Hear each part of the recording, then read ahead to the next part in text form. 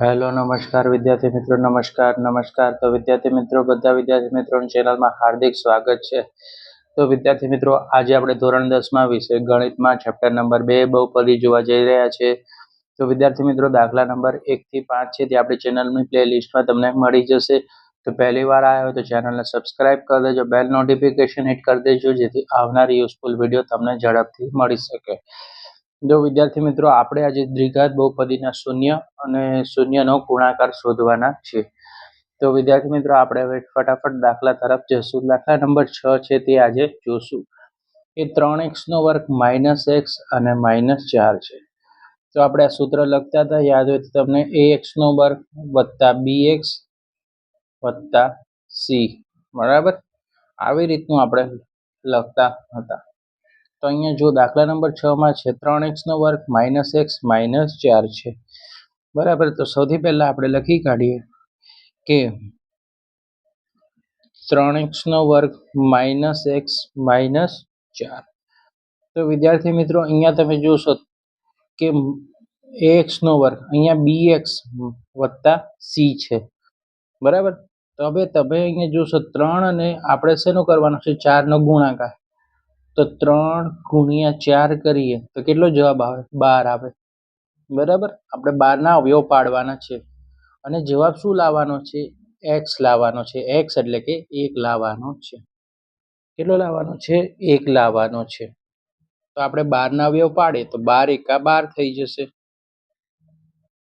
બરાબર. તો આ આપણો ભાગ ચાલશે નહીં, બરાબર વિદ્યાર્થી મિત્રો. પછી 12 ના અવયવ કઈ રીતે પડે, તો કે 2 છક 12, 2 છક 12 અને 3 ચોકું 12, 3 ચોકું 12, રાઈટ વિદ્યાર્થી મિત્રો. તો તમે અહીંયા જોશો કે આપણે 3 ચોક 12 છે, જો 12 એકા 12 એમાં પણ આપણો ભાગ નહીં ચાલે, 2 છક 12 છે એમાં પણ નહીં ચાલે, 3 ચોકું 12 છે. તો આપણે અહીંયા કેવો લાવવાનો છે, x લાવવાનો છે, એટલે કે બાદબાકીમાં લાવવાનો છે. તો આપણા માટે કયું ઉપયોગી છે વિદ્યાર્થી મિત્રો, કે વત્તા 3x અને અહીંયા શું આવશે, -4x, બરાબર વિદ્યાર્થી મિત્રો. તો આપણા માટે આ ઉપયોગી છે, વત્તા 3x ઓછા 4, એટલે વત્તા ઓછા શું થશે, ઓછા, એટલે x આવી ગયો, ખબર પડી ગઈ. તો સૌથી પહેલા શું કરવાનું, 3x નો વર્ગ લખી નાખવાનો, -4 છે તે લખી નાખવાનો. હવે જો નિશાની કેની છે, માઇનસની છે. તો અહીંયા આપણે શું, શેની નિશાની છે, સોરી વત્તાની નિશાની છે. આપણે વત્તા લખશું, વત્તા 3x અને અહીંયા ઓછા કેટલા લખશું, 4x અને 4 ના 4. જો 3x ના વર્ગ એવું ને એવું લખ્યું, અંતિમ પદ એવું ને એવું લખ્યું, આપણે કેટલો લાવવાનો છે, અહીંયા x લાવવાનો છે વિદ્યાર્થી મિત્રો. તો ઓછા વત્તા 3 ઓછા 4, વત્તા ઓછા શું થશે, ઓછા, એટલે x આવ્યો. અહીંયા જો 3x ઓછા 4x, એટલે અહીંયા x આવી ગયો. પહેલું પદ ખબર પડે તો જ બીજા પદો ખબર પડે તમને. હવે આ બંનેમાંથી આપણે શું કાઢવાનું છે, સામાન્ય કાઢવાનું છે. અને આ બંનેમાંથી પણ શું કરવાનું છે, સામાન્ય કાઢવાનું છે. ઓકે. તો હવે જુઓ, આ બંનેમાંથી આપણે સામાન્ય કાઢીએ તો શું નીકળશે, તો 3x નીકળી જાય. હવે x નો વર્ગ છે એટલે અહીંયા x લખી નાખીએ.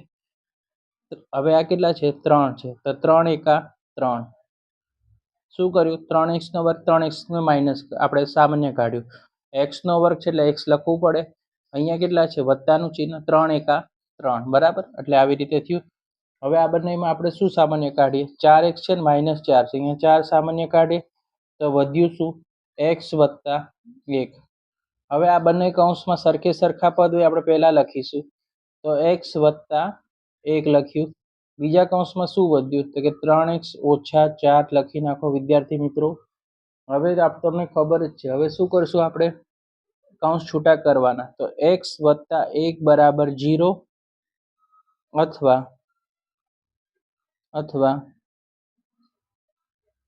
3x ઓછા 4 બરાબર 0. હવે x બરાબર વત્તા છે તો અહીંયા ઓછા i, અથવા x ને કરતા બનાવી દો, તો 4 માઇનસમાં છે તે પ્લસમાં આવી ગયા, અને 3 છે તે ક્યાં આવી જશે, છેદમાં આવી જશે, જો વિદ્યાર્થી મિત્રો ધ્યાન રાખો x વત્તા 1 બરાબર 0 છે તો x વત્તા છે જ્યારે નીચે આવે ત્યારે -1 થઈ જશે. x ને કરતા બનાવી દો, -4 છે તે નીચે આવે તો પ્લસ અને છેદમાં કેટલા આવી જશે? 3 આવી ગયા. તો x બરાબર 4/3 અને x બરાબર -1 આવી ગયું. આના પર આપણે શું કરી દઈએ? બોક્સ બનાવી દઈએ, જેથી આપણને ખ્યાલ આવે કે આપણે ઓકે.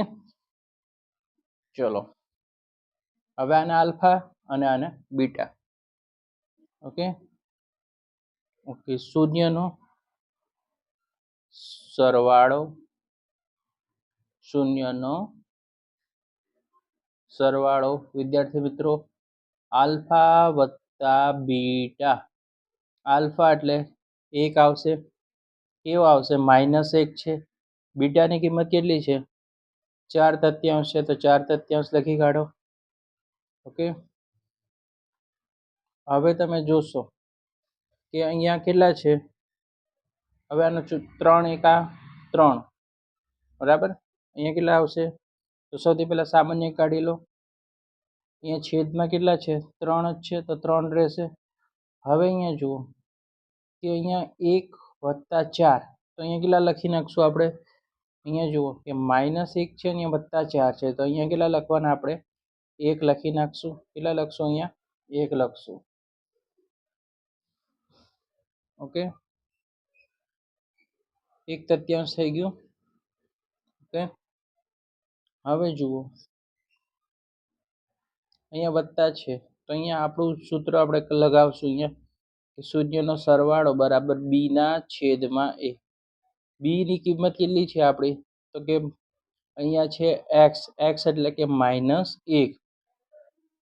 ઓકે. અને a ની કિંમત કેટલી છે? 3. તો 1/3 થશે વિદ્યાર્થી મિત્રો. ઓકે. 1/3. હવે શૂન્યનો ગુણાકાર.